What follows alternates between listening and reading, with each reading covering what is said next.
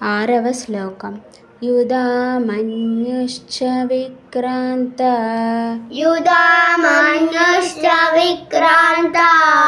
ఉత్తమౌజాశ్చ వీర్యవాన్ సౌభద్రౌ ద్రౌపదేయాశ్చ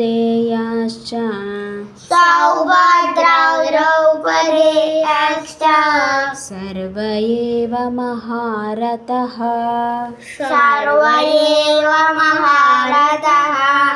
యుధామన్యుశ్చ విక్రాంత ఉత్తమౌజాశ్చ వీర్యవాన్ సౌభద్రౌ ద్రౌపదేయాశ్చ సర్వ ఏవ మహారథః.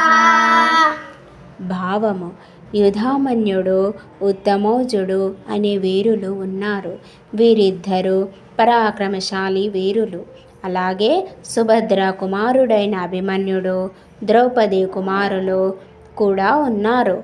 వీరు అందరూ మహారథులు, బలమైన యోధులు.